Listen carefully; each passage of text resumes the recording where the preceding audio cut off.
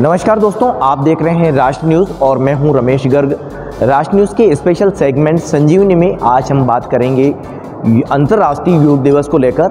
जिस तरह से 10 साल बेमिसाल, ये हम एक स्लोगन की बात कर रहे हैं और 10 सालों में हमने कितना कुछ बदलाव देखा है, कितना कुछ पाया है और शिक्षा के क्षेत्र में क्या कुछ नयापन आया है। उसके अलावा यदि बात करते हैं तो उदयपुर शहर के मोहनलाल सुखाड़िया यूनिवर्सिटी से संबंधित जो विश्वविद्यालय हैं उनमें किस तरह से इस कोर्स को लगातार बढ़ावा मिला है, क्योंकि सुखाड़िया यूनिवर्सिटी से संबंधित जो विश्वविद्यालय हैं उनमें भी बढ़ावा तो मिला है, लेकिन उसके साथ साथ सुखाड़िया यूनिवर्सिटी में 2004 से इसको संचालित किया जा रहा है। सबसे पहले तो वही सवाल कि 2004 से एक पौधा जिसकी कल्पना ये की गई थी कि स्वस्थ समाज और स्वस्थ शरीर, इसको लेकर के क्या कहते हैं, शुरुआत हम करते हैं। देखिए, एक बात तो मैं यहाँ कहना चाहूँगा कि योग के संदर्भ में विश्वविद्यालय सुखाड़िया विश्वविद्यालय पूरे राजस्थान में प्रथम स्थान पर है जी। इसकी वजह यह है कि विश्वविद्यालय क्रीड़ा मंडल के माध्यम से जब हम लोग यहाँ योग की टीमें भेजा करते थे तो वो 1999 में हमने योग की टीमें विश्वविद्यालय क्रीड़ा मंडल के माध्यम से भेजना शुरू कर दिया था। बाद में ये जरूरत महसूस हुई कि योग के प्रशिक्षक तैयार किए जाएँ, तो इस संदर्भ में पहल की गई और विश्वविद्यालय अनुदान आयोग नई दिल्ली उस समय 5 वर्षीय योजना के तहत भारत के विश्वविद्यालयों को योग केंद्र आवंटित करता था। तो मुझे ये बताते हुए बड़ा हर्ष है कि 2003 में जब हम लोग उस मीटिंग में अटेंड किया तो केवल 3 विश्वविद्यालयों को भारत में योग केंद्र स्थापित करने के लिए विश्वविद्यालय अनुदान आयोग ने आर्थिक और तकनीकी सहायता दी। उनमें से एक सुखाड़िया विश्वविद्यालय था जिसको आर्थिक सहायता भी दी और तकनीकी जो हमारे योग इंस्ट्रक्टर हैं उनकी सैलरी 5 साल के लिए वो 2004 से जो वो कोर्स शुरू हुआ पीजी डिप्लोमा के रूप में निरंतर चलता रहा। और उसके पश्चात हमने 2014 से वापस इसमें सुधार लाते हुए दूसरे अन्य कोर्स शुरू किए और इसमें जैसे 2017 से एमए शुरू हो गई और उसके बाद में 2019 से पीएचडी भी यहाँ शुरू हो गई। राजस्थान में पीएचडी भी करवाने वाला 2019 से सुखाड़िया विश्वविद्यालय पहला हो। जहाँ तक अंतर्राष्ट्रीय योग दिवस का सवाल है तो प्रधानमंत्री के प्रयासों से जब 2015 में पहला अंतर्राष्ट्रीय योग दिवस मनाया गया था तो सुखाड़िया विश्वविद्यालय योग केंद्र के माध्यम से उसी साल से अंतर्राष्ट्रीय योग दिवस मनाने की शुरुआत हुई, जिसमें हमने 4 चरण रखे थे। पहले में योग प्रोटोकॉल किया जाता था, दूसरे में विस्तार व्याख्यान होता था जिसमें योग से संबंधित व्याख्यान एक्सपर्टों द्वारा व्याख्यान किया जाता था, और तीसरे में ये हमारा जो संकाय सदस्य हैं और उनके जो विद्यार्थी हैं उनके बीच में प्रश्नोत्तरी होती थी योग से संबंधित, जिससे कि बच्चों का ज्ञानवर्धन हो, अध्यापकों का भी हो। और चौथा जो कार्यक्रम अभी आप लोग कवर कर रहे हैं जिसके अंदर जो प्रशिक्षक साल भर अलग अलग जगह पर प्रशिक्षण देते रहे उनका सम्मान, प्लस विश्वविद्यालय योग केंद्र द्वारा पिछले 3 सालों से एक शिविर चलाया जा रहा है जिसमें 980 दिन लगभग हो चुके हैं और एक भी दिन का अवकाश नहीं है। इसमें होली, दिवाली, 15 अगस्त, 26 जनवरी किसी भी दिन हमने उस शिविर को बंद नहीं किया है। तो वहाँ पर जो लोग प्रशिक्षण दे रहे हैं तो हर साल 21 जून से पिछले 21 जून से इस 21 जून तक के में जितने लोग प्रशिक्षण देते हैं उनको हम लोग यहाँ सम्मानित करते हैं। आज माननीय कुलपति महोदया पधारी थी और उन्होंने उन 50 प्रशिक्षकों का सम्मान किया। इसके साथ साथ हमारे जो विद्यार्थी हैं जो अभी योग प्रस्तुतियाँ दे रहे हैं उनको भी हम अभी इस कार्यक्रम के बाद में सम्मानित करेंगे और लगातार इसी तरह से ही क्रम चलता रहेगा। और जहाँ तक योग का प्रश्न है तो योग अपने आप में एक सक्षम विज्ञान है, ये भारतीयों को तो मालूम था, लेकिन जितने कंट्रीज अब जुड़े हैं लगभग 193 कंट्री ये योग कर रहे हैं और जब वो करके देखते हैं, इसको करके देखने में आपको एक छोटी सी बात बताना चाहूँगा कि अगर किसी ने ज़िंदगी में कभी योग नहीं किया है, केवल अगर वो 2 अनुलोम विलोम भी करके देखेगा तो उसको वहीं राहत महसूस हो जाएगी। उसको मालूम पड़ जाएगा कि सांस लेने का मेरा तरीका जो था, जितनी ऑक्सीजन मेरे शरीर को रिक्वायरमेंट होती है उतनी नहीं जा रही थी। एक बार अगर वो किसी भी सिद्धासन वगैरह में आराम से कंफर्टेबली बैठकर एक बार भी वो शुरू करता है तो वो योग का फ़र्क महसूस कर सकता है। तो अब धीरे धीरे इस चीज़ को सबने जाना है, पूरी देश दुनिया में ये चीज़ें फैल रही हैं और आने वाले समय में ये होगा कि बहुत ज़्यादा मतलब जो कि भारत सरकार की एक स्कीम थी कि योग का मतलब कि अल्टरनेटिव मेडिसिन के रूप में इसको लाए थे कि बहुत सारे अस्पतालों को बनाने से बेहतर ये है कि हम अपने नागरिकों को स्वस्थ कर दें। तो अगर हम और हमारे बच्चे जीवन शैली में योग को अपना लेते हैं, जो प्रयास विश्वविद्यालयों के माध्यम से, कॉलेजों के माध्यम से और विभिन्न संस्थानों के माध्यम से हो रहे हैं, अगर हम अपनी जीवन शैली में योग को अपना लेते हैं तो बीमारी हमसे कोसों दूर रहेगी, तो अस्पतालों की ज़रूरत वैसे ही कम हो जाएगी। तो एक ये प्रयास है भारत सरकार का जो न केवल भारत में बल्कि पूरे विश्व में उसको लेके गई और इतना कर दिया कि आज 10वां योग दिवस हम सब लोग मिलकर मना रहे हैं। सुखाड़िया यूनिवर्सिटी के इस जर्नी में कई उतार चढ़ाव आए लेकिन कोर्सेज भी अपडेट करने पड़े। खासकर हम बात करें तो स्टूडेंट्स के करियर के लिए कितना कुछ आप देखते हैं इसको?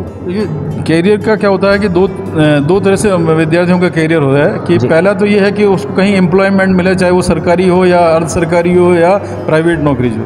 दूसरा ये है कि वो योग सीखकर सेल्फ एम्प्लॉयमेंट जर्न करे कि भी, तो ये दोनों ही क्षेत्रों में हमारे विश्वविद्यालय के विद्यार्थी अपना अच्छा प्रदर्शन कर रहे हैं। अब भारत सरकार ने कई राज्यों में ये स्कीम लाए हैं और अभी उन्होंने आयुर्वेद के जितने भी महाविद्यालय हैं उनमें योग अनुदेशक, योग प्रशिक्षक को ऐड किया है। कम से कम एक रखना शुरू किया है जो प्रशिक्षण देता है। अभी वो कॉन्ट्रैक्ट बेसिस पर रखे जा रहे हैं, लेकिन वो बड़ी तादाद में रखे हैं। अभी जैसे राजस्थान में भी करीब 2000 से के लगभग आपके योग अनुदेशकों की नियुक्ति उन्होंने की है। तो आने वाले समय में क्या होगा कि जब इसकी फलीभूतता आएगी, जब इसके परिणाम आना शुरू होंगे, तो निश्चित रूप से जिस तरह से हर महाविद्यालय में या विद्यालय में एक शारीरिक शिक्षक होता है, उस तरह से योग अनुदेशक वगैरह अपॉइंट होंगे। तो एक तो रोजगार उनको ये मिलेगा। दूसरा जो है कि जितने भी बच्चे अच्छे से पढ़ते हैं तो इसमें दो चीज़ें हैं, संस्कृत और एक कोई भी अदर लैंग्वेज, चाहे वो इंग्लिश हो या दूसरी कोई लैंग्वेज हो। तो जो संस्थान है उनकी ये कोशिश रह रही है कि हम संस्कृत के साथ साथ कोई अदर लैंग्वेज उनको कराएं, जिससे कि केवल भारत में नहीं, हमारे जो विद्यार्थी हैं यहाँ से पढ़कर दूसरे देशों में जाके वहाँ पर भी योग का प्रचार प्रसार कर सकें और अपने जीविका अर्जन भी कर सकें और लोगों को मैसेज भी दे सकें। अभी हमने इस बारे में कुछ सुना कि जो आयुष विभाग बजट बनाता है वो बजट इतना है कि लैप्स नहीं हो पा रहा है। इस पर आपकी क्या प्रतिक्रिया है? और बजट तो अभी और ज़्यादा बढ़ना चाहिए क्योंकि अब जब ऑप्शन बन रहे हैं, क्या कहते हैं आप?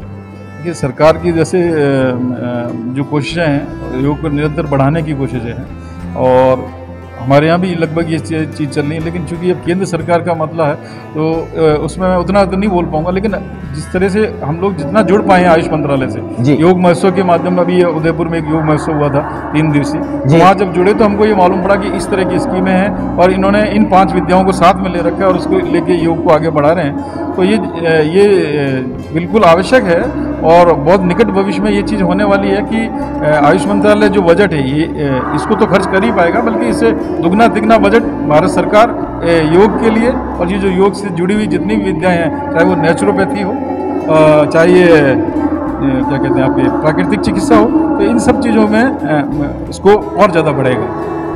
सुखाड़ी यूनिवर्सिटी के द्वारा जो योग में रिसर्च का प्रोसेस काफ़ी बड़ा देखा जा रहा है। एक समय था जब इसमें लोग नहीं जुड़ते थे, लेकिन अब रिसर्च स्कॉलर स्टूडेंट्स भी इसमें देखे जाते हैं, क्या कहते हैं? हाँ, ये बहुत अच्छी बात है। आप जब हमने ये कोर्स चालू किए थे तो कोर्स चालू करने के जैसे एमए जब शुरू किया तो एमए किसी भी विश्वविद्यालय में अगर जब पोस्ट ग्रेजुएट कोर्स शुरू होता है तो उसके साथ ये अनिवार्यता होती है कि आप अपने बच्चों को जब पोस्ट ग्रेजुएशन करा रहे हैं तो फिर उनको फर्दर स्टडीज़ के लिए, मतलब आगे की पढ़ाई के लिए क्या क्या करा जाएगा।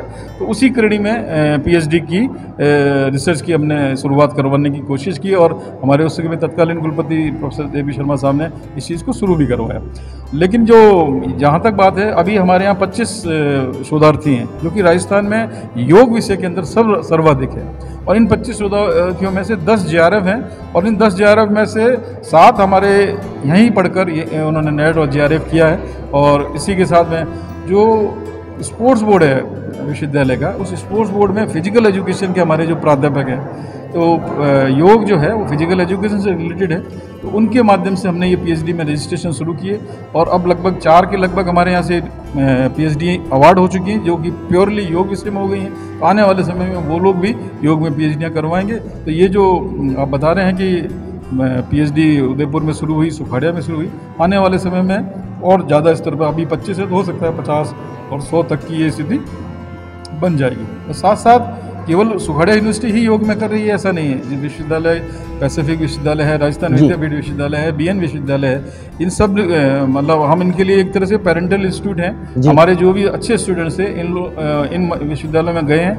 उन्होंने उनको अपॉइंट किया है और उनके माध्यम से भी ये कोर्सेज और इस तरह के कार्यक्रम शुरू हो चुके हैं जिसमें पीएचडी भी शामिल है। जी, आजकल हम हर एग्जाम में देख रहे हैं कुछ न कुछ या तो पेपर आउट हो रहा है या कुछ है, लेकिन योग एक ऐसा डिपार्टमेंट है, सुखाड़ी यूनिवर्सिटी का ये योगा एक ऐसा केंद्र है जिसमें आया हुआ छात्र कभी फेल हो ही नहीं सकता। मतलब कैरियर के हिसाब से भी अगर हम बात करें तो और रोजगार की दृष्टि से क्या कहते हैं, इसमें आने के बाद में तो आदमी पीछे कभी जाएगा ही नहीं, कहते हैं। देखिए, मैं 2 चीज़ बताऊं। निरंतरता हमारे विश्वविद्यालय योग केंद्र का जो एक सूत्र है निरंतरता, चाहे वो पढ़ाई का क्षेत्र हो, चाहे वो प्रशिक्षण का क्षेत्र हो, हम लोग हमारी जो फैकल्टी है बराबर निरंतर आती है। कैमरे लगे हुए हैं, क्लास में अगर एक बच्चा भी है तो भी वो फैकल्टी उसको पढ़ाएगी।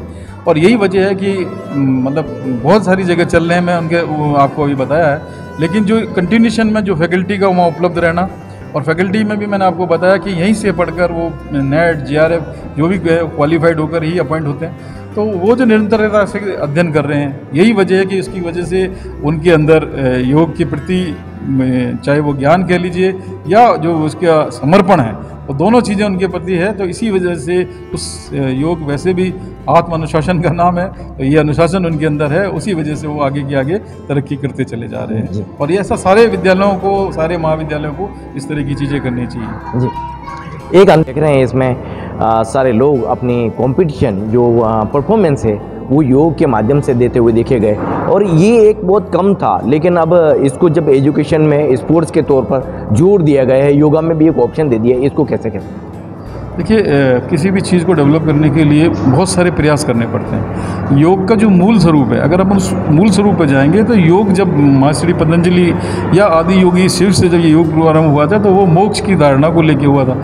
लेकिन अब जब मैंने आपको बताया कि अब भारत सरकार ने सोच विचार कर ये देखा कि योग में मोक्ष की जो बात है वो तो बहुत बड़ी है, ऋषि मुनि त्याग तपस्या इनके साथ चलेगा, लेकिन इसके और क्या क्या फ़ायदे हो सकते हैं। तो अल्टरनेटिव मेडिसिन के रूप में जो हमारे देश के नागरिक हैं उनका स्वास्थ्य बेहतर हो, इसलिए योग को विश्वविद्यालय में लाए, विद्यालयों स्तर पर लाए, इसका अध्ययन करवाना शुरू किया और इसका प्रशिक्षण दिलाना शुरू किया।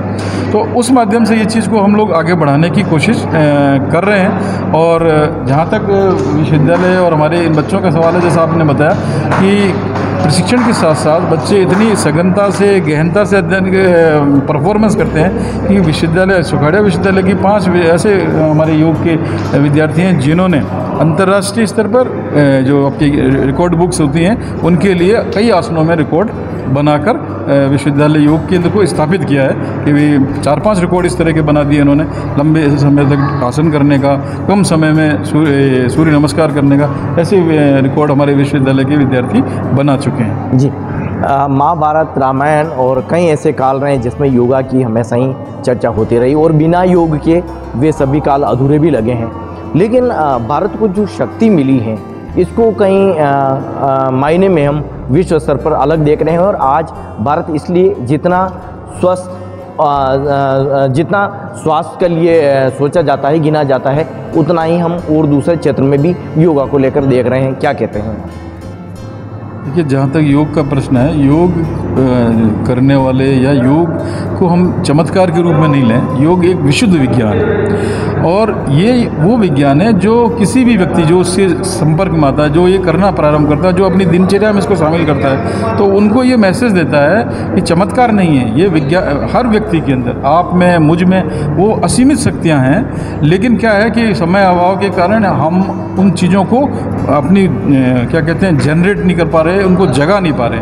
तो जब आप योग में आते हैं तो योग में चेतना का जो प्रभाव है, उस मतलब मन को आप चित्त की वृत्तियों का निरोध करते हुए अपने ऊर्जा के स्तरों को मूलाधार से सहस्त्रधार की तरफ ले जाने की कोशिश करते हैं। तो वो चेतना आपकी जब जागृत होती है तो जितनी भी एक ह्यूमन बीइंग के अंदर जितनी भी कैपेसिटीज़ हैं, जो भी क्या कहते हैं शक्तियाँ हैं, वो उनका जागरण शुरू हो जाता है। चाहे वो, अब इनको इस तरह से लीजिए, आप अपन किसी ऋषि मुनि के पास जाते हैं तो वो अपने को देखते ही वो कई बार वो अपना नाम बोल देते हैं या कुछ घटना ऐसा बताते हैं तो अपन को लगता है यार इनको कैसे मालूम है। लेकिन ये विधि सबके अंदर है, बट उसको हम जगा नहीं पा रहे हैं। और उन्होंने क्या किया कि समय देकर, उस संकल्प के साथ में, उस अभ्यास के साथ में उन्होंने उन चेतना के अपने स्तरों को जागृत कर लिया है, जिससे उनको योग की वो विशिष्ट अनुभूतियाँ प्राप्त हो गई, जिससे वो समाज में प्रतिष्ठित हो गए।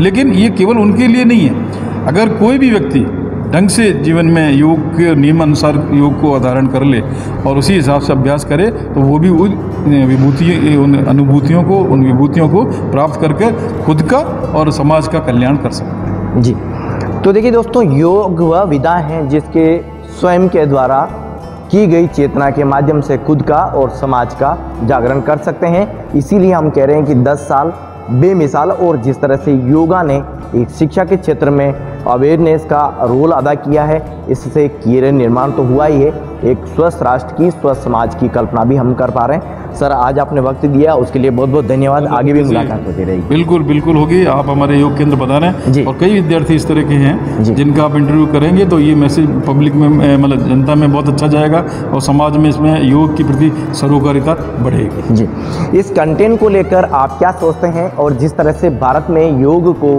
पिछले 10 सालों में जो बढ़ावा मिला है, इसको लेकर भी क्या सोचते हैं? चैनल के कमेंट बॉक्स में अपनी राय ज़रूर सजेस्ट करिए। एक नए कंटेंट के साथ फिर मुलाकात होगी, तब तक के लिए धन्यवाद।